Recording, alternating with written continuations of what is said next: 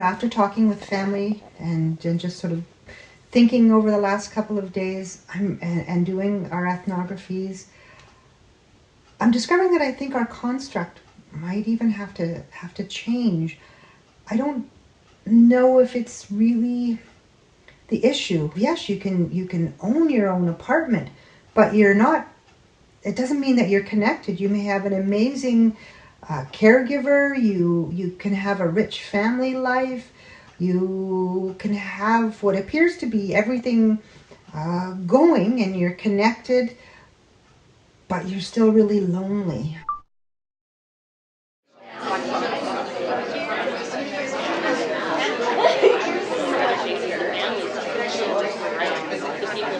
This here is our process. We decided to sort of lay it out on the floor like this to physically walk through the design process with the Fifth Space Fellows this morning. The normal way that we design programs is by walking in this order, right? But we flip the order and we start in the reverse. So trying to really understand people's realities and understand what is actually happening for them, not what they imagine to be happening.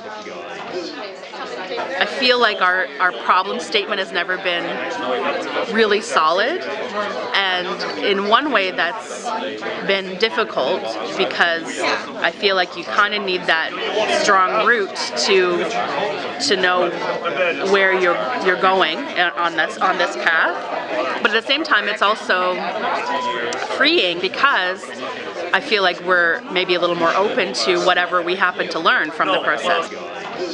We're going to make a semicircle here.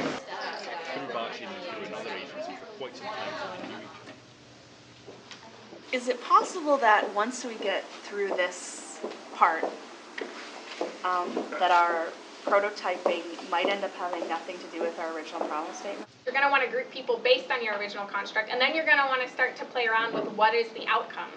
And you might find that you just see a group of people who have the same pattern of lousy outcomes as a result of certain kinds of barriers. And then you've got to reframe problems. So you say, I went in with this, and actually what became more apparent is the issue is this.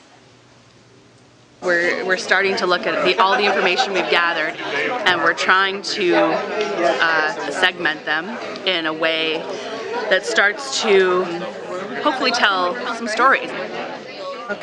See, this is hard for me because how do you know? I feel like he's probably somewhere in the middle. He was thrilled when I brought over the chicken dinner, and he kept saying like, wow, no one's ever brought me dinner before.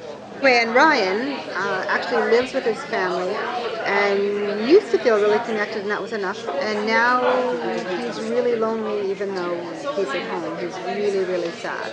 So there we go. He's living with people, but he's very lonely. I think it's something I've been doing all the way through in the back of my mind, kind of, well, this person has this in common with this person, or this story relates to this, or these two people are completely different and why, even though they might have had the same experience.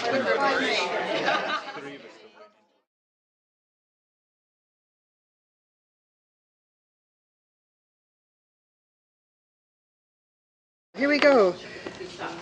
People and families who are not connected to peer or advocacy groups have less secure outcomes for housing. That is what we finally have come to. That is our problem statement. What do you feel about it? My nature is that suddenly I want to argue it and go, well, I don't think that's true. Maybe there's all these other groups. But no, of course, it could be untrue. That we don't have to. Yeah. It's not about saying this is the absolute truth. Yeah. What we have found from the ethnographies and the study that we've done is that out of this group of people, this is true. Yes. Not the ones that back him into a corner and tell him to stop talking. Or like cut him off. Yeah. Where were the good ones?